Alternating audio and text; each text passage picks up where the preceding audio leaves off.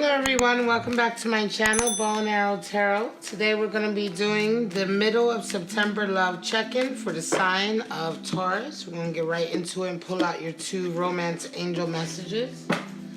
Alright Taurus, what do we got? Children. So your children factor into your relationship in the middle of September and give your relationship a chance. Alright, so very interesting, two cards.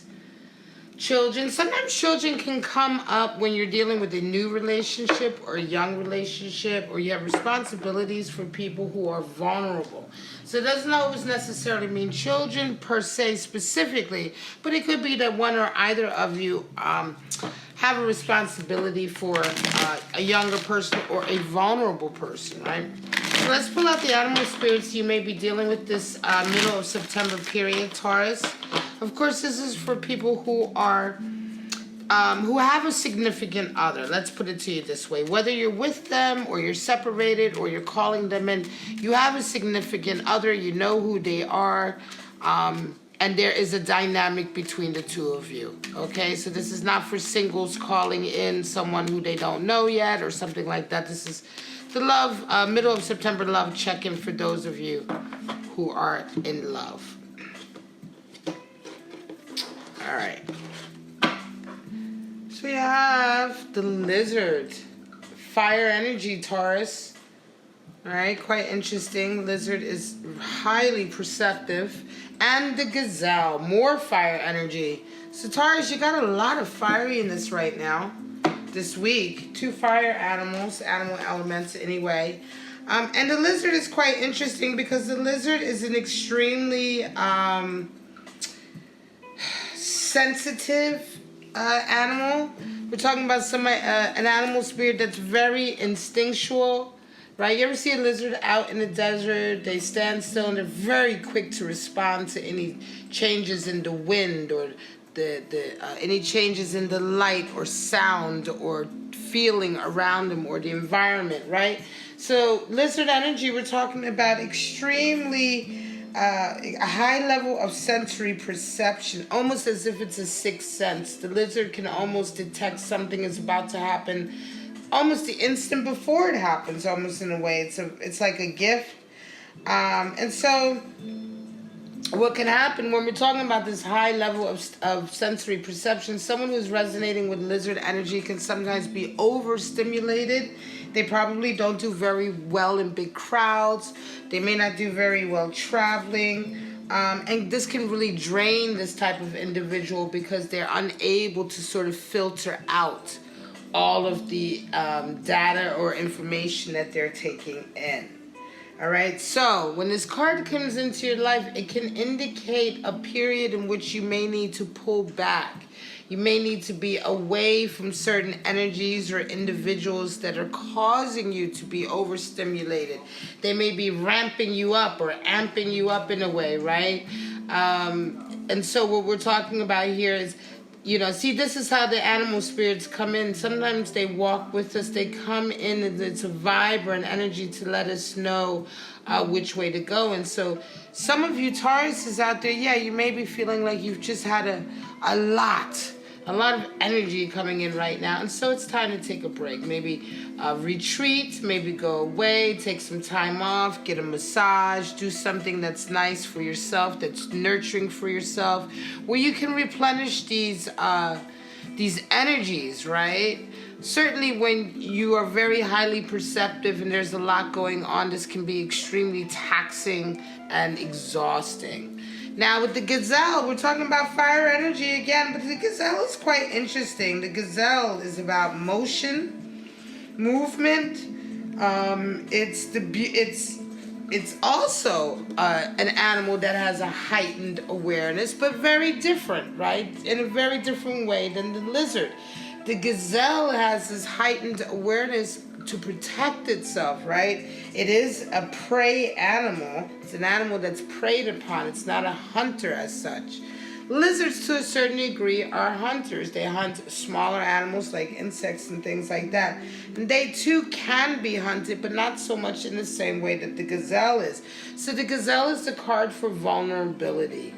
Okay, so the gazelle in a very different way, whereas the lizard is just got this heightened sense of perception in order to be able to make the right decision of where to go. From the gazelle's point of view, this is coming from almost like a position of fear or maybe survival. And like I say, that is the sense, that's vulnerability, right? That's when you're vulnerable. Also, the gazelle moves with a lot of beauty and sophistication and elegance, right? So the gazelle personality is hypersensitive or hyper aware of their surroundings. They're hyper vigilant, right? It can kind of inhibit them from enjoying themselves, right? So a gazelle individual, they're not as fearful as, let's say, rabbit energy, right? Because we are talking about a fire element spirit here, right? Animal spirit that's a fire elemental. However, there is a sense of just hypervigilance all the time, a worrying nature to a certain degree, that, and so they don't really enjoy the beauty around them. They don't enjoy the beauty that they emit or the beauty that they're cultivating around them.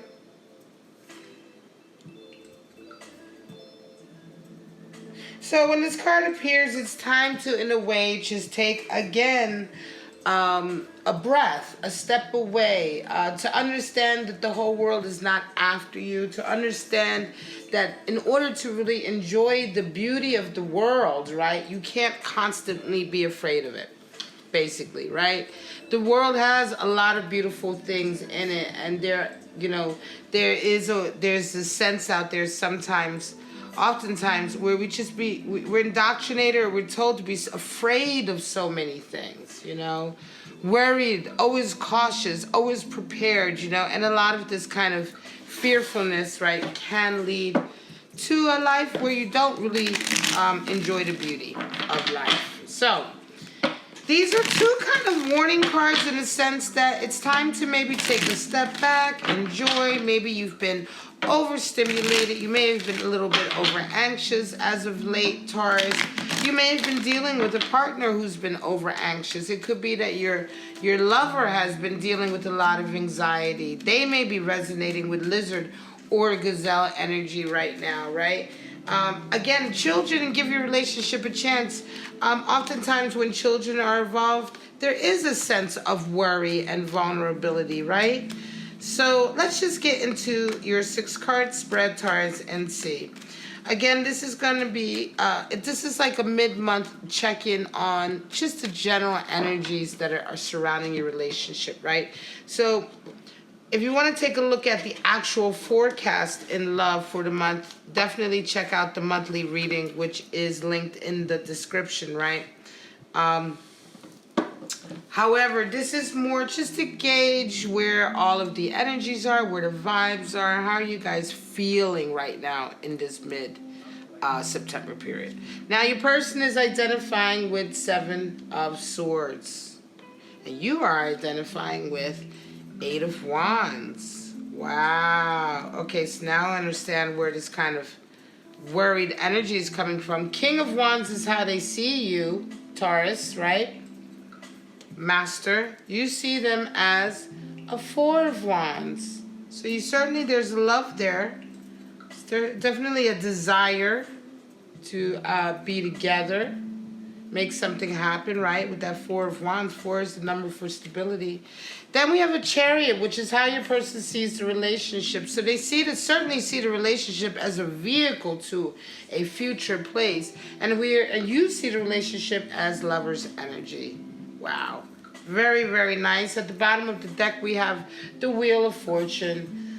So things are really changing a lot right now. A lot of opportunities are coming in, fortuitous opportunities. Let me see if I can just change this really quickly to get rid of some of this glare. I guess not. I'll just have to move everything up a bit, guys. Just bear with me. There you go. All right, so the 4 of Wands is not so much of a glare. Now you can see everything. All right, guys, so let's get right into the spread. It's quite interesting that we were talking about overstimulation, right? We're talking about 2 fire signs here. And we can talk about the sense of having a lot of vulnerability, right? So let's take a look here. We have your person identifying with Seven of Swords, and that is kind of very... Seven of Swords is, I want to say it's the hare, the tortoise and the hare. So the Seven of Swords, 7 is the number. Remember, 7 is the number for dreams and aspirations.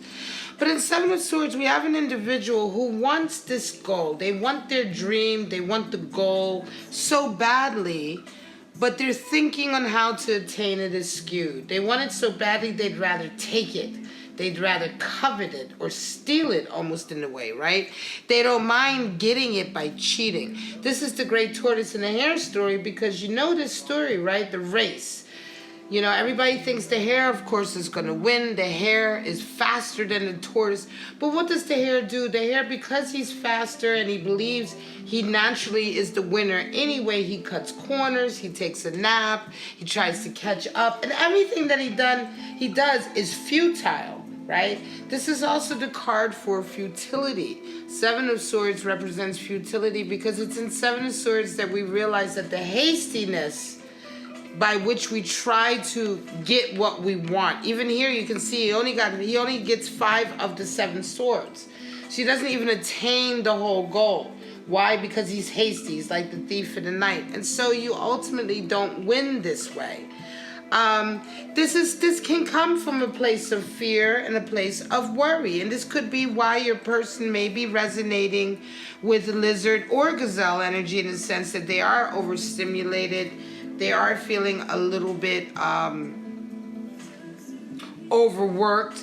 Now you're identifying with Eight of Wands, excuse me. And Eight of Wands is interesting, because with Eight of Wands we see a chaotic amount of energy, messages coming in, right? The Eight of Wands is all about chaotic wand messages coming in, right? And how do you focus? How do you get the real message coming through all of this? Because it's right now, it's unfocused, it's chaotic, it's constant, right? It keeps coming in.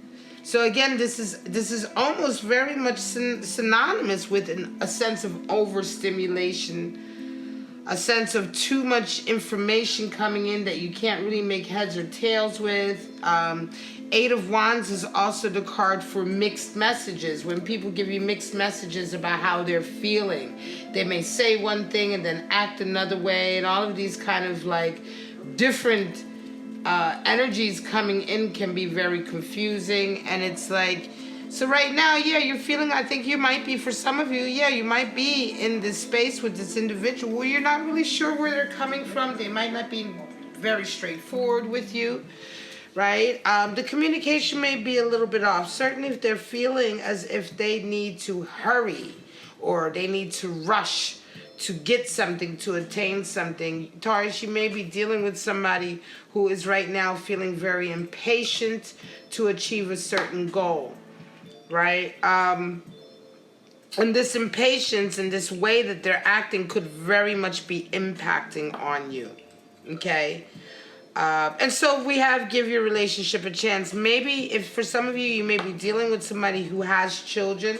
You may be dealing with somebody who's a little bit immature in themselves, right? And you're kind of like, you know, I'm realizing that this person is just a little bit immature, right? So this again, and if children is if this is about children and responsibilities and trying to somehow cut the corners with responsibilities to children, or bringing in the finances to make certain things happen or to fulfill certain responsibilities, then to a certain degree I can understand this, because this can happen sometimes, this idea of, you know, robbing Peter to pay Paul, especially when you're dealing with financial issues. But again, this chaotic kind of mixed messages that you're getting is not good for you, Taurus. And so you really need to have a conversation if this is what you're resonating with. How does your person see you and how do you see them? They see you as King of Wands. You see them as Four of Wands. So interestingly enough, they certainly see you as the more dominant person in a relationship, certainly the person more in control of their life. They see you as a leader. You know, they see you as bringing a lot of passion to the relationship, right? It could be that they're trying to keep up with you. For some of you, Taurus, it could certainly be that your lover is really, with this Seven of Wands, you could be like just one of these individuals that is making them feel a little bit inadequate, and that's another reason why they're cutting a lot of corners, right? And so that, you know, that could be the case, because they certainly recognize your authority. They respect you, Taurus, right? And this isn't gender specific, right? But for some of you, it could be that you are, you know, you're the more kind of dominant one in the relationship, right? And King of Wands talks about being very, very ambitious, very eccentric in a lot of ways, very supportive, very fiery, right? And of course, you could be intimidating them a little bit with this fieriness. Certainly, if they see you this way. How do you see them? As a Four of Wands, you love them, Taurus. You know, so for you, you're dealing with someone that you feel very strongly about in terms of relationship. You feel like, you know, this is a good match. This is the type of match you perhaps could have children with this person, right? Because Four of Wands can indicate that kind of stable relationship where you can have a good family support for children, possibly, right?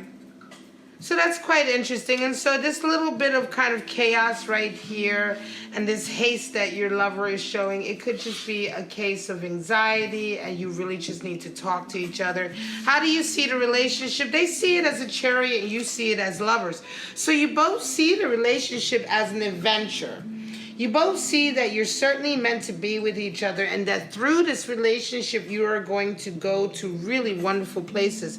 Certainly with the Wheel of Fortune turning, this is extremely fortuitous, right? A beautiful combination of cards, Taurus, right? You guys certainly, if you're resonating with this energy in the sense of you guys are about to go traveling, some of you may be about to start a new life somewhere else with your lover. But you're doing this together. This is a together effort. This is not like one person's dream. You guys are very, very united in your dream. Even if you both aren't doing exactly the same thing, you both are partaking in this adventure together. It's exciting for both of you, right? It's not like either one of you are playing a supportive role. Both of you are playing the role that you want to play in this relationship. And so in this way, the energies are really, really beautiful, really, really fortuitous to move forward. But I would say the best way to handle this kind of chaos in the beginning, or this kind of chaotic feeling that you're both kind of having, which isn't really that much in line with all of this good fortune that's about to happen, is really to have a conversation, Taurus. Talk to your person. Try to get them to come out and really explain to you, like, what is it that they're feeling. Are they feeling a little bit intimidated?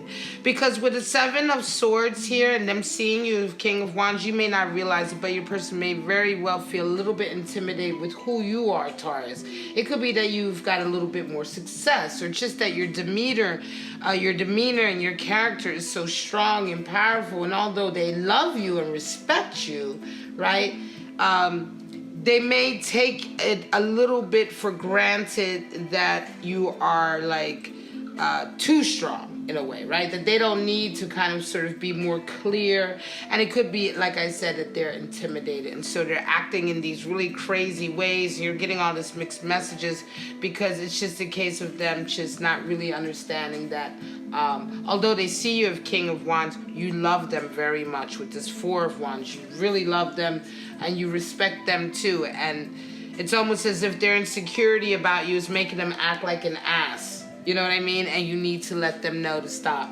All right, Taurus, this is your mid-September check-in. I hope it resonated with you. Of course, this is a very specific reading on just the energies at the middle of the month. So please just take what resonates and throw the rest away. Of course, like, subscribe, share this with your lover or with other Tauruses that you know in your life. But for right now, I'm going to say, Taurus, have a wonderful rest of September, and I'll see you in October, the beginning of October, for the love reading of October. All right, guys. Bye-bye now.